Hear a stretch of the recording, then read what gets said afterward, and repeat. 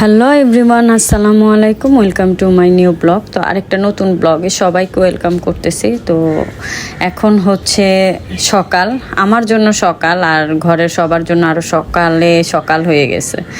মানে এখন হচ্ছে 11টা, কারণ পাওয়ারফুল মেডিসিন নেওয়ার কারণে আসলে আমার খুব ঘুম কম হচ্ছে, ভোরের দিকে ঘুম হয়। তো আমাকে আর কেউ ডাকে না, যে যার মতো উঠে হচ্ছে একসাথে নাস্তা করে দেন আমারটা রেডি করে রাখে। দেখেন আমার এই কর্নারটা এত সুন্দর, বেডের কর্নারটা। আর আমার এই রুমটার মধ্যে যত বেলাই হোক না কেন, মানে ঘরের মধ্যে কোনো আলো অতটা আসে না, মনে হচ্ছে যে এখন ভোর 6টা বাজে, তাই না? তো ফ্রেশ হয়ে দেন একটু বাহিরের দিকে তাকালাম, দেখি মেঘলা, একদম মেঘলা হয়ে আছে। আর মনে হচ্ছে আকাশটা হচ্ছে আমার মনের কথাগুলো বলে দিচ্ছে। মানে আমার মনের যত কথা আছে, আমার মনে হচ্ছে কি আকাশটার দিকে তাকালে আমার মন আর আকাশের মন একরকমই, এইরকম। যাই হোক, আকাশটা খুবই সুন্দর। একটু আগে অনেক বৃষ্টি হয়েছে।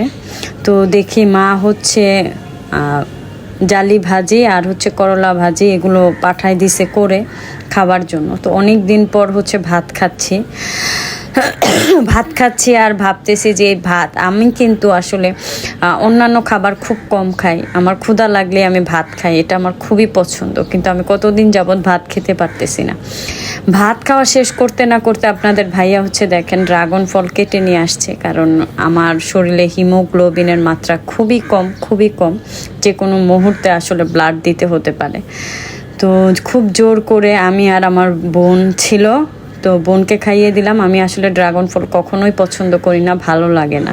তো আমি হচ্ছে এদিকে খাচ্ছি, আমি খাবো কি খাবো না এটা দেখার জন্য সে নিচে বসে হচ্ছে চিংড়ি মাছগুলো বেছে নিচ্ছে। সে আবার বাজার করতে গিয়েছিল, তো চিংড়ি মাছ নিয়ে আসছে, কারণ চিংড়ি মাছ আমার খুবই পছন্দ।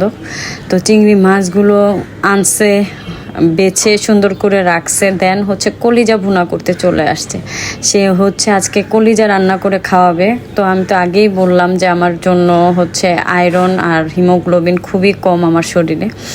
আর হচ্ছে কলিজা সে নিজের হাতে রান্না করবে, বলতেছে আজকে আমাকে কলিজা রান্না করে খাওয়াবে।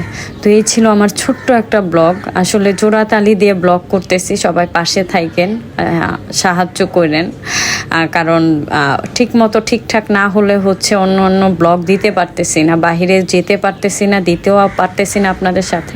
তো কলিজাটাকে সুন্দর করে একদম মাখিয়ে সে বসাবে। একটা মেয়ে মানুষও তার কাছে আসলে রান্নার কাছে হেরে যায়, এত সুন্দর করে রান্না করে। আর তার মুখ্য উদ্দেশ্যই নাকি হচ্ছে এখন আমি সুস্থ হওয়া, না হলে সে এতিম হয়ে যায়। কারণ আমি অতটা কথাবার্তা বলতে পারি না, কারণ ভালো লাগে না। তো সেটাই বলতেছে যে তুমি আমার এতিম করে দিছো, তুমি তাড়াতাড়ি সুস্থ হও, আমার সাথে হাসি ঠাট্টা যা আছে সব কিছু করো, না হলে আমি ভিতরে অনেক কষ্ট পাই, খুবই কষ্ট পাই। তো এই কথাগুলো শুনে খুবই খারাপ লাগলো। এই যে দেখেন কলিজা, ফ্যাপসা, গুড়তা যা আছে সব কিছু একসাথে রান্না করতেছে।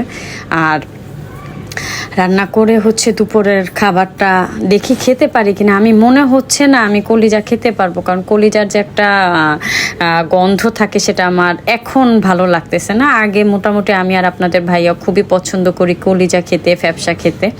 তো এখন জানি না পারবো কিনা। সে তো বলতেছে আমাকে, আশা দিচ্ছে যে না তুমি খেতে পারবা। তো এই হচ্ছে আমার ছোট্ট একটা ব্লগ। আল্লাহ হাফেজ।